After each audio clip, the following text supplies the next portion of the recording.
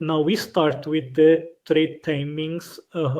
When does the trade market open and who is trading at what time? Because we are retail traders. Retail traders do not move the markets. Those who move the markets were discussed in the first chapter. Banks, hedge funds, corporations, or financial institutions. Central bank. So now we will discuss when these participants come online. We will bring this up in this session. First, the Forex market opens on Saturday. In many places in the world, it is Sunday. India, Pakistan, it becomes Monday morning. That is almost after Sunday midnight. Monday morning has started. The first session that opens for us, where the beginning of Forex starts, is the Sydney session. The Sydney session starts in Australia. Then 2 hours later, we have the Tokyo session, which starts in Tokyo, Japan. Then, as time passes, after 8 hours, then after 6 hours, our London session opens. Then you have London, and for 1 hour, there is a crossover between London and Tokyo. After that, approximately 4 hours after your London Open, and then approximately 4.5 hours after your London Open, after 4:30, 4 hours, 30 minutes. We have the New York Open. Then after the New York Open, we have the New York Close, which is almost the Sydney opening time. So now what happens in these sessions, which currency pairs to focus on, at what times to trade and at what times not to trade. All these things will be discussed now. Now understand the feature of the Asian session. The Asian session starts the trading day, but the highest volume comes in our European session, and the most movement happens at the end of our London session's European session, and when it crosses over with the New York session.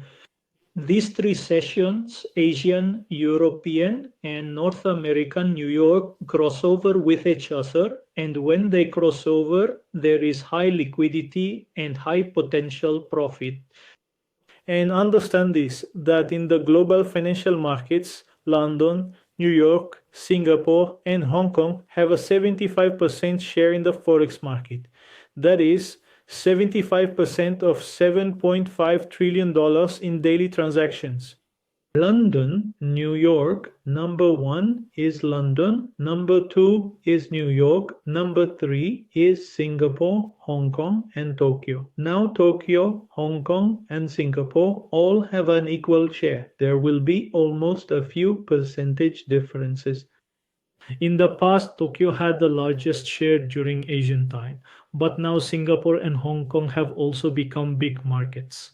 Now let's understand that the Forex market, it is closed on Saturday and Sunday. Before Friday evening, this market operates 24 hours. In this market, there are certain times where there is inactivity, meaning very little activity. There are times when there is a lot of activity. Then there are peak trading hours where there will be a lot of volume, a lot of movement, and a lot of liquidity will come. There are times when it will become completely dead. Now, the times with more movement and liquidity are during the overlapping sessions. Now, the session overlap happens at two times. One is the Tokyo and London overlap, which occurs from 3 to 4 a.m. Eastern Time. After that, we have the London and New York overlap, which is from 8 a.m. to 12 p.m. Eastern Time. Now, to see in local time in your respective country, because our India and Pakistan cover quite a large space, we have different time zones everywhere. We will go and enter Eastern Time in Google to convert it into our local time zone, and we will find out when our markets are opening and closing. Understand that each pair gives different movements in different sessions.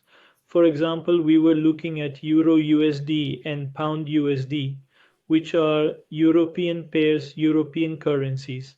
Since the UK, the United Kingdom, is also located in Europe, their movements are less during the London session. The most movement is in London, then New York. Their session has the minimum movement.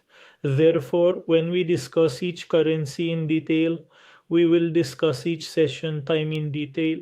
We will also discuss which currency pair is most active and liquid at that time. Now we have come to the Tokyo sessions first. Tokyo session starts at the beginning of the Forex at 12 a.m. GMT.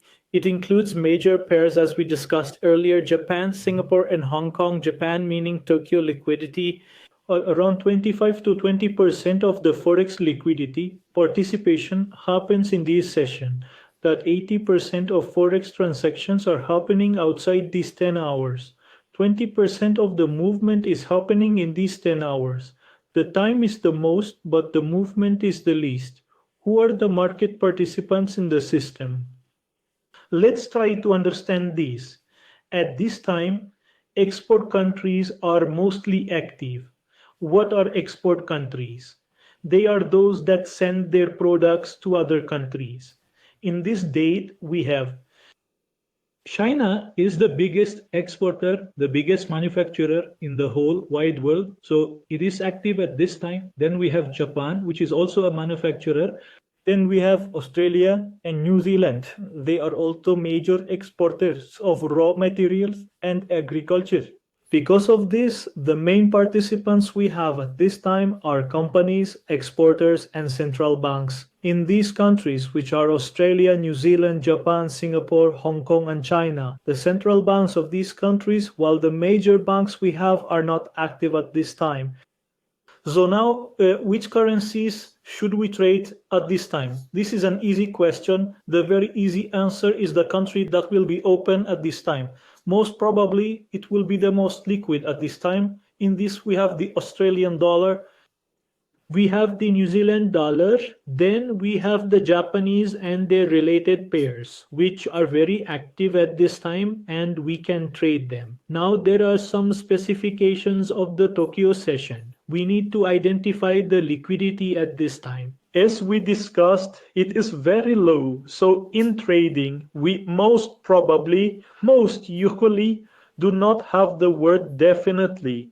We do not have the word 100% confirm. What we have most probably, most of the time, is that markets remain in a range because only those currencies related to that continent, related to Asia, we can get strong moves in them because the participants are active at that time. Then during the Asian session, when there is economic data time, there is more movement. After that, the market also cools down. Then, for example, when China's data is about to be released, the market will move significantly 2 to 3 hours after that. Then during the remaining 5 hours of the Asian session, it will kind of become dead. And its second feature is that if we get a very strong move in the New York session, then most probably we will see consolidation in the Asian session. In this, the biggest market mover in terms of data, just like we have US data in the New York session or even in the London session, the biggest market mover in the Asian session is the economic data from China. That is the biggest market. Then after the Asian session ends, then you have the London session.